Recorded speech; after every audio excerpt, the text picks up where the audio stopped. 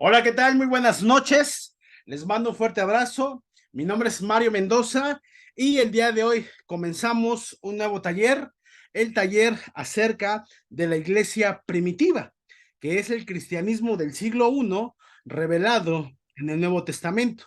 ¿Cómo estará conformado este curso taller? Pues serán 4 clases, los siguientes 4 jueves, del 30 de noviembre, que es hoy, al 21 de diciembre a las 8:30, hora Ciudad de México, no tiene ningún costo. Muy bien, pues vamos a iniciar. La realidad es que hablar de los orígenes de la iglesia, de lo que conocemos como la iglesia primera o la iglesia primitiva, es muy apasionante. ¿Para qué estudiar a la iglesia primitiva? Es una pregunta muy concreta y muy válida. ¿Para qué estudiar a la iglesia primitiva? Bueno, la realidad es que estudiar a la iglesia primitiva, pues nos enseña porque cómo se fundó, cómo se creó y cómo se fue conformando, y aparte tiene el No se puede plus más de que la esto. iglesia primitiva, pues es la más cercana a Jesús. Es decir, las enseñanzas de Jesús estaban muy frescas, muy recientes. Estudiaremos a la luz de las escrituras cómo se fue formando la iglesia y su importancia de la iglesia primitiva. Mira qué llamado tan fuerte es. Te escribo para que sepas cómo debes conducirte en la casa de Dios, que es la iglesia del Dios viviente, columna y baluarte de la verdad. 1 Timoteo 3:15 nos dice que ese es el llamado de la iglesia. Es un privilegio y una gran bendición ser parte de la iglesia. Sin embargo, hay un llamado divino. La iglesia debe de ser columna y baluarte de la verdad. ¿Y cómo se fue constituyendo la iglesia?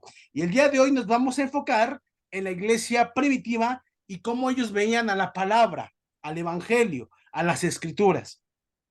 Por ahí escucho un poco de voces, por favor me puedan apoyar con sus audios.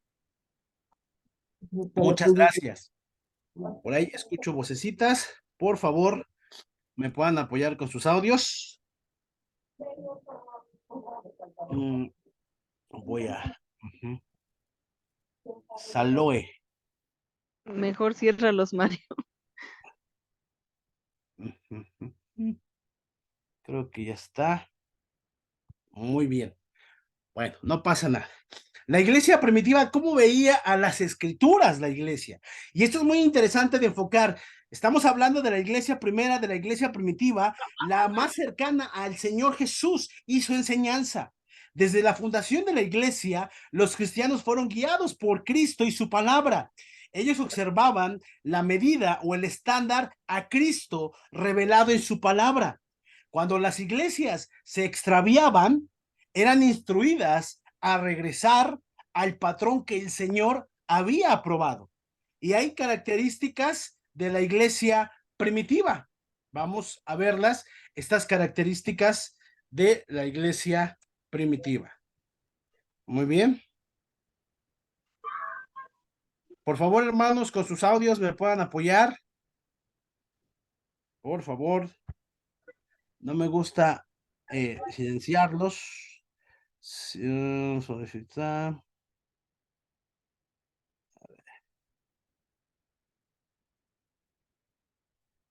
Venga, muy bien. Jesús es la cabeza. Y algo muy importante, hermanos, es entender esto. La iglesia primitiva tenía muy claro esto. Jesús es la cabeza. Jesucristo es Señor, Hechos 2:36, Romanos 10:9. Sepa, pues, ciertísimamente toda la casa de Israel, que a este Jesús, a quien vosotros crucificasteis, Dios le ha hecho Señor y Cristo. Hechos 2:36. Que si confesares con tu boca que Jesús es el Señor y creyeres en tu corazón que Dios le levantó de los muertos, serás salvo.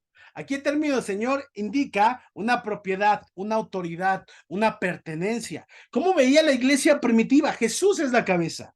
Y en apariencia, toda iglesia cristiana actual debe vivir con este principio, que Jesús es la cabeza. No un pastor, no un ministro, no un autoproclamado apóstol. No, Jesús debe de ser la cabeza. La iglesia primitiva fue fundada sobre el señorío de Cristo. y tal vez parece algo básico y algo lógico decir, pues claro que Jesús es la cabeza. Sin embargo, tanto del cristianismo hablando en general, pues se ha perdido eso, se ha perdido esa relevancia, esa señoría de Cristo. Y muchas veces la cabeza no es Cristo, es el apóstol, es el pastor, el profeta, etcétera. Hombres que han quitado a Cristo de ese señorío y que ellos conducen las iglesias cuando no debe de ser así. Él les dijo, ¿y vosotros quién decís que soy yo? Respondiendo, Simón Pedro dijo, tú eres el Cristo, el Hijo del Dios viviente. Entonces le respondió Jesús, bienaventurado eres, Simón, hijo de Jonás, porque no te lo reveló carne ni sangre, sino mi Padre que está en los cielos. Y yo también te digo que tú eres Pedro, y sobre esta roca edificaré mi iglesia, y las puertas del Hades no prevalecerán contra ella, porque nadie puede poner otro fundamento que el que está puesto, el cual es Jesucristo. Primera de Corintios 3:11. Las ideas que tienen algunas iglesias modernas, inventando a un Cristo que no es bíblico, se está alejando de la realidad bíblica. ¿Cómo yo puedo saber que una iglesia es bíblica? Vuelve a las escrituras. Y por eso hoy vamos a ver muchas escrituras que nos afianzan y que nos enseñan lo que fue la iglesia primitiva, la más cercana a Cristo, y cómo se debe de comportar la iglesia. Y en esta clase vamos a hablar acerca de lo que ellos creían de la palabra. Jesús es la cabeza del cuerpo. La iglesia, de la cabeza viene la dirección y la guía, y sometió todas las cosas bajo sus pies, y lo dio por cabeza sobre todas las cosas a la iglesia, la cual es su cuerpo, la plenitud de aquel que todo lo llena en todo. Efesios 1:22-23, Colosenses 1:18, y él es la cabeza del cuerpo, que es la iglesia, el que es el principio, el primogénito de entre los muertos, para que en todo tenga la preeminencia. Mateo 28:18-20, Jesús se acercó y les habló diciendo, toda potestad me es dada en el cielo y en la tierra. Por tanto, id y haced discípulos a todas las naciones, bautizándolos en el nombre del Padre, del Hijo y del Espíritu Santo, enseñándoles que guarden todas las cosas que os he mandado. Y aquí yo estoy con vosotros todos los días hasta el fin del mundo. Amén. Cristo, la primera verdad, o la primera idea de que lo que la iglesia entendía era que Jesús es la cabeza y no hay más que él. No podemos poner otro fundamento que Jesucristo. Ningún hombre debe ni puede usurpar el lugar de Cristo. Aunque hoy muchas iglesias modernas lo hagan, la Biblia, el Nuevo Testamento es muy claro. También los apóstoles eran embajadores de Cristo, y esto es muy importante. Considerados embajadores o enviados de Cristo, los apóstoles hablaron por él y lo representaron entre los hombres. Así que somos embajadores en nombre de Cristo, como si Dios rogase por medio de nosotros, o rogamos en nombre de Cristo, reconciliados con Dios.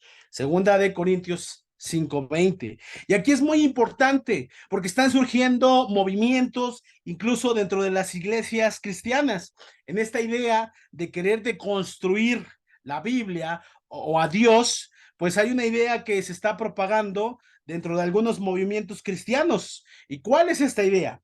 La idea de que, por ejemplo, Pablo era un machista, un misógino, y por eso todo lo que enseña Pablo no debe de ser considerado palabra de Dios, o no debemos de hacerle caso. O también dentro de este mismo contexto, pues gente que piensa que como Pablo no fue de los 12, pues no podemos ni debemos seguir las enseñanzas de él. Y esto es muy peligroso. ¿Por qué? Porque aleja a la gente de la realidad del Nuevo Testamento, del Evangelio. Rechazar a los apóstoles es rechazar a Jesús y al Padre. Dice Lucas 10:16, el que a vosotros oye, a mí me oye, y el que a vosotros desecha, a mí me desecha, y el que me desecha a mí, desecha al que me envió. Aquí nos referimos a los apóstoles. Mismo Jesús les dice, el que lo rechaza a ustedes, a mí me rechaza. También recibir a los apóstoles es recibir a Jesús y al Padre. Juan 13:20. De cierto os digo, el que recibe al que yo enviare, me recibe a mí, y el que me recibe a mí, recibe al que me envió. Qué importante es entender esto y el rol fundamental que tuvieron los apóstoles. La palabra de Dios fue dada a los apóstoles. Juan 17:8.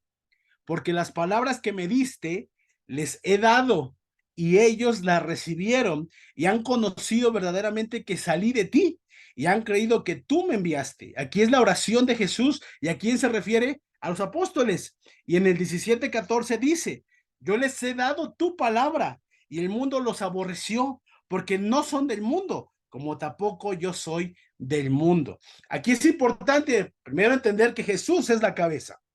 Segundo, que los apóstoles fueron los embajadores, los representantes de Jesús.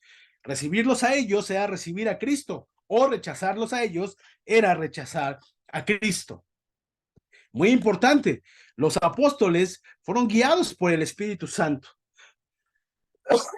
Juan 16:7-14 dice, pero yo os digo la verdad, os conviene que yo me vaya, porque si no me fuera, el consolador no vendría a vosotros, mas si me fuere, os lo enviaré. Y cuando él venga, convencerá al mundo de pecado, de justicia y de juicio. De pecado, por cuanto no creen en mí. De justicia, por cuanto voy al Padre y no me veréis más. Y de juicio, por cuanto el príncipe de este mundo ha sido ya juzgado. Aún tengo muchas cosas que deciros, pero ahora no las podéis sobrellevar. Pero cuando venga el Espíritu de verdad, Él os guiará a toda la verdad, porque no hablará por su propia cuenta, sino que hablará de todo lo que oyere y os hará saber las cosas que habrán de venir. Él me glorificará porque tomará de lo mío y os lo haré saber. No solamente se trata de seguir y obedecer lo que enseñaron los apóstoles. Primero, ellos fueron elegidos por Cristo y en segundo, fueron guiados por el Espíritu Santo. ¿De acuerdo? Los apóstoles bíblicos, los apóstoles verdaderos, los del tiempo de Jesús. También, ¿qué entendemos o qué tenía la iglesia primitiva? Pues la palabra escrita y hablada era considerada autoritativa. Es decir, lo que creía la iglesia primitiva es que las escrituras eran inspiradas por Dios. Y ahí está 2 de Timoteo 3:16-17. Toda la escritura es inspirada por Dios y es útil para enseñar, redarguir, corregir, instruir en justicia, a fin de que el hombre de Dios sea perfecto, enteramente preparado para toda buena obra. Recordemos que aquí Pablo, ¿a qué escrituras se está refiriendo? A las del Antiguo Testamento. Los escritos del Antiguo Testamento y el Nuevo son considerados como la escritura. Pues la escritura dice, no pondrás bozal al buey que trilla, y digno es el obrero de su salario. Mira Timoteo 5:18. No pondrás bozal al buey cuando trillare. Deuteronomio 25:4. Bueno, primero aquí vemos que tanto lo oral como lo escrito era considerado inspirado y con una autoridad.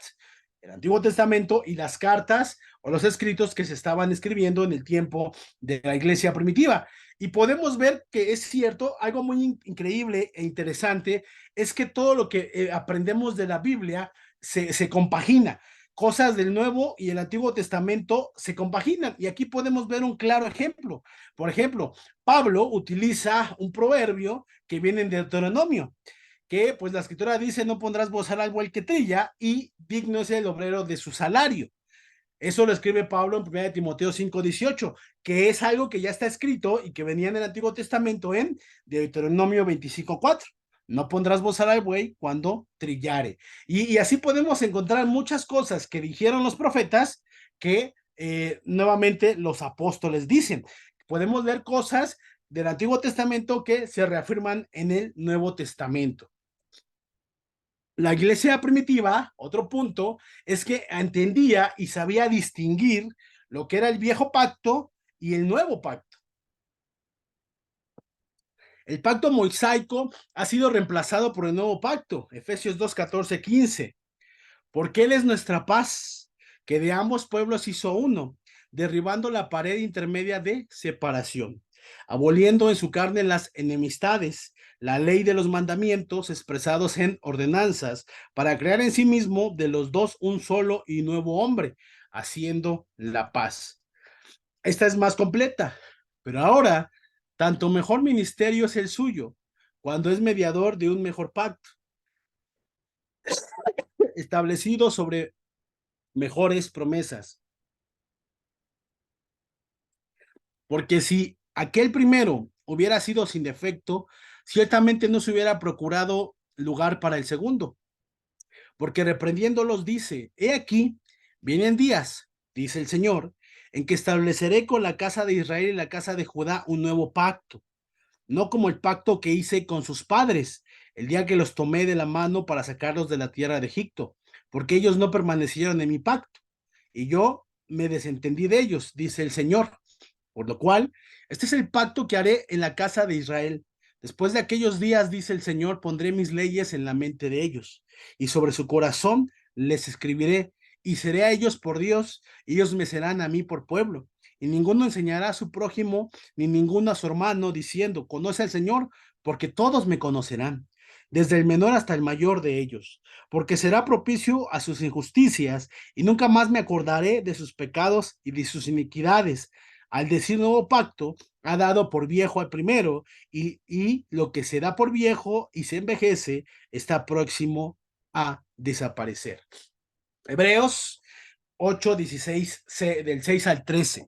Es muy claro el viejo pacto, y a la iglesia del primer siglo, a la iglesia primitiva, le quedaba muy claro lo que fue el antiguo pacto, el Antiguo Testamento, y lo que era el nuevo pacto. Incluso, por ejemplo, hoy en el mundo cristiano, pues podemos darnos cuenta que hay una confusión terrible, terrible del nuevo y el antiguo pacto. Hay el 7 de octubre, un grupo armado, Hamas, pues ataca a Israel. Es una noticia muy conocida por todos, lamentable. Sin embargo, si tú ves en tus contactos o ves iglesias cristianas, muchas se dejaron ir a favor de los judíos y sacaron sus banderas y dicen que el pueblo de Israel es el pueblo elegido por Dios. Evidentemente, no entienden el nuevo y el viejo pacto. Lo que hoy es Israel como país es el Estado de Israel, pero no tiene nada que ver con el pueblo elegido por Dios del Antiguo Testamento. El Antiguo Testamento, el pueblo hebreo fue pueblo elegido por Dios. Pero ahora, ¿cuál es el pueblo elegido por Dios cuando vino Jesús? La iglesia. Entonces, aquellos hermanos cristianos que son pro Israel y que dicen que ellos son el pueblo elegido por Dios y etcétera, pues tienen una doctrina muy errada, porque no es así. El pueblo elegido por Dios fue el del Antiguo Testamento, el hebreo, pero ahora el pueblo elegido por Dios es la iglesia con el sacrificio de Jesús. Entonces, es importante entender el antiguo pacto y el nuevo pacto. Hubo promesas que las cumplió Dios a Israel y hay promesas a la iglesia. Es muy importante esto. A los apóstoles, a la iglesia primitiva, les era muy claro esta diferencia. Ahora, también los escritores del Nuevo Testamento reconocieron el valor de las escrituras del Antiguo Testamento. Ya les mencioné que lo que dice Pablo en 2 de Timoteo 3, 14, 3, 16, 17, pues hace referencia al Antiguo Testamento. Romanos 15, 4 dice, porque las cosas que se escribieron antes para nuestra enseñanza se escribieron a fin de que por la paciencia y la consolación de las escrituras tengamos esperanza. Y estas cosas les acontecieron como ejemplo y están escritas para amonestarnos a nosotros, a quienes han alcanzado los fines de los siglos. El Antiguo Testamento tenía una intención en su momento para el pueblo hebreo y sin duda dentro de la iglesia en su crecimiento le dieron un valor y un respeto. ¿De acuerdo? Ahora, ¿cuál es una de las cosas que vivía la iglesia primitiva? Era una uniformidad de doctrina. Las mismas doctrinas fue enseñada en todas las iglesias. cuando algunas veces fue enseñada o una falsa enseñanza o una falsa doctrina era corregida. En primero, por ejemplo, Pablo dijo a los corintios que Timoteo, el cual os recordará mi proceder en Cristo, de la manera que enseño en todas partes y en todas las iglesias. Timoteo resistió todo lo que había escuchado, o mejor dicho, repitió todo lo que había escuchado de Pablo. Y Pablo enseñó lo mismo en cada iglesia. Es decir, había una enseñanza uniforme, concreta, doctrinal, como iglesia. Lo que Pablo enseñó a los santos de Corintio acerca de permanecer en su llamado era lo mismo como lo ordenaba a las iglesias, 1 Corintios 7:17. Pero cada uno, como el Señor le repartió y como Dios llamó a cada uno, así haga. Esto ordeno en todas las iglesias. Pablo enseñaba lo mismo y los apóstoles enseñaban lo mismo. Cuando Pablo mandó a ofrendar de sus fondos el primer día de la semana, dijo que también había ordenado en las iglesias de Galacia, en 1 Corintios 16:1. En cuanto a la ofrenda para los santos, haced vosotros también de la manera que ordené en las iglesias de Galacia. Es muy interesante porque si leemos Gálatas, pues no viene esa ordenanza de Pablo. Entonces, ¿a qué se refiere? Bueno, también era lo que los apóstoles decían, comentaban, ¿de acuerdo?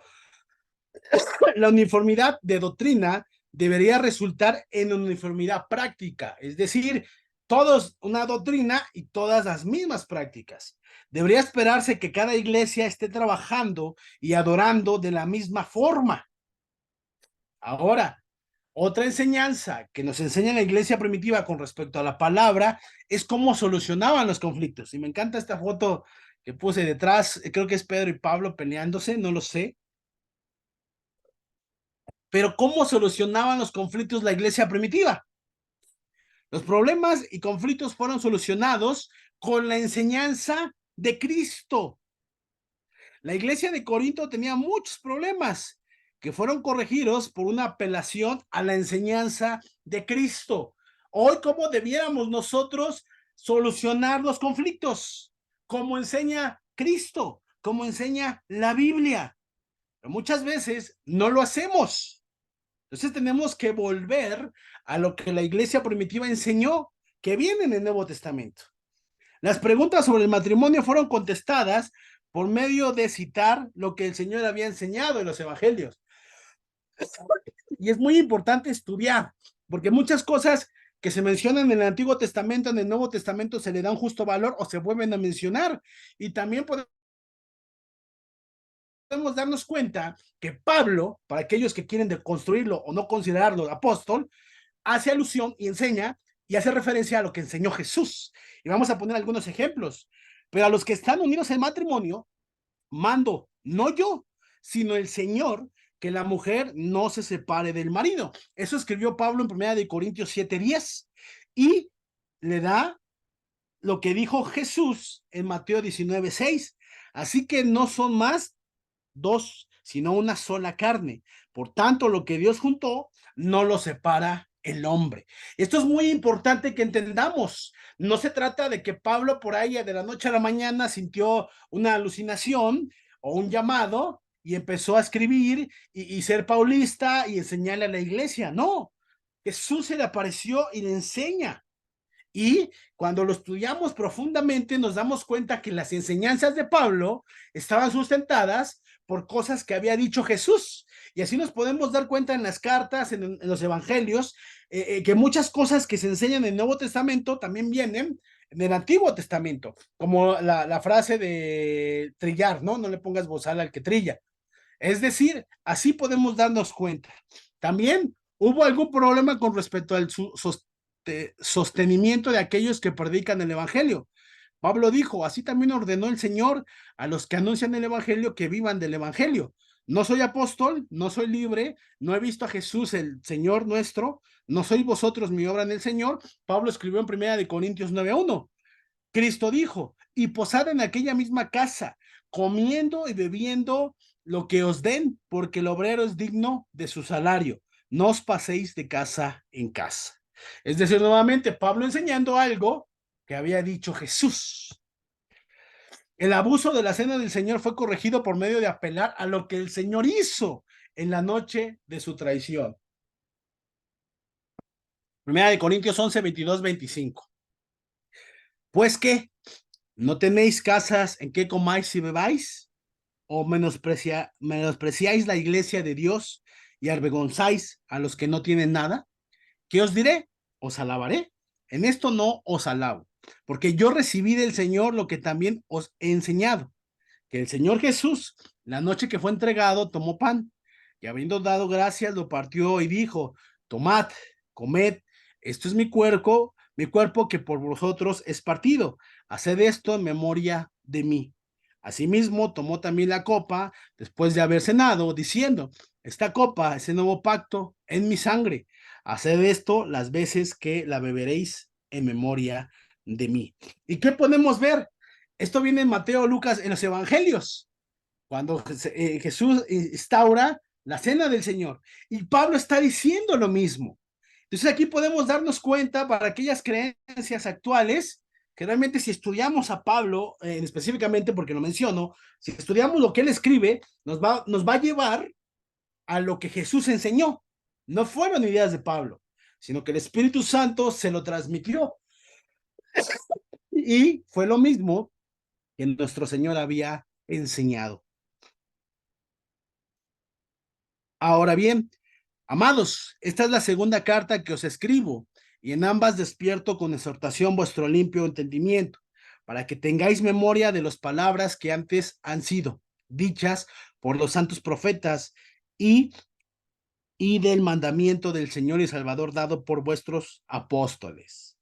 Los apóstoles transmitieron las enseñanzas, era una tradición autorizada, es decir, Pablo, Pedro, Judas, Juan, algunos apóstoles, otros no, escribieron, Santiago, pero cuando lo estudiamos nos podemos dar cuenta que son inspirados porque lo que se enseña pues va de acuerdo, o lo que se escribe en esas cartas va de acuerdo a lo que Jesús enseñó, ¿de acuerdo?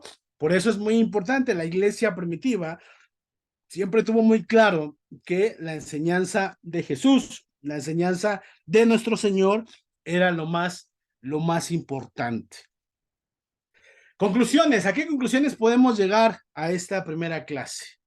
Bueno, ya vimos cómo la iglesia primitiva, vamos a recapitular, cómo la iglesia primitiva usaba o qué importancia tenía la palabra de Dios, la Biblia, las escrituras, en su proceder.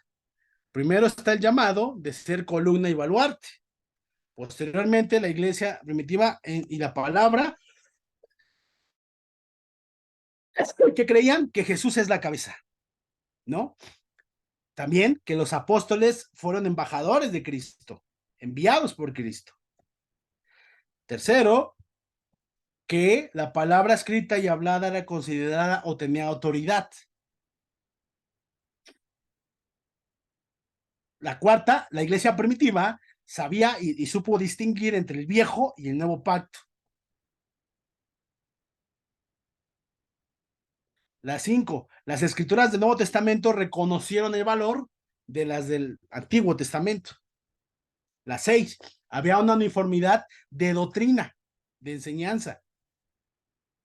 Y lo podemos ver cuando se filtraba una falsa doctrina, inmediatamente se enseñaba y se corregía. Y la séptima, ¿cómo solucionaban los conflictos? Pues los solucionaban con base o basados en las enseñanzas de nuestro Señor Jesucristo. Conclusiones. La iglesia primitiva fue enseñada a respetar y a obedecer la palabra de Dios. Solucionaban sus dudas y conflictos apelando a las enseñanzas de Cristo, del Señor. La palabra de Dios está disponible actualmente para nosotros en el Nuevo Testamento. La expectativa es que podamos recordar, como les decía, va a ser mucha Biblia, muchos versículos, porque tenemos que sostener y sustentar nuestra fe, nuestras creencias en la Biblia, no en buenos argumentos, no en palabras que suenen bonito, sino en lo que enseña la palabra de Dios. Hoy que el cristianismo, hoy que la Biblia se está viendo atacada, incluso dentro del mismo cristianismo, donde se le pone en tela de juicio, tenemos que defender esa verdad con la misma palabra, ¿no? No hay que añadirle ni agregarle más. La misma Biblia tiene ese poder. Muy bien, ¿de qué me baso? Este libro, con derechos del autor, con permiso del autor, se llama La Iglesia Primitiva, ¿no? De Ferral Jenkins. Es un libro que lo pueden, ya no lo encuentran tan fácil en las librerías físico, pero lo pueden comprar en Amazon. De ahí me baso, estamos basados prácticamente en ese libro que se me hizo muy bueno, es muy bueno y básicamente menciono eso. Va que va, pues, esto fue la clase, vamos a dejar de grabar.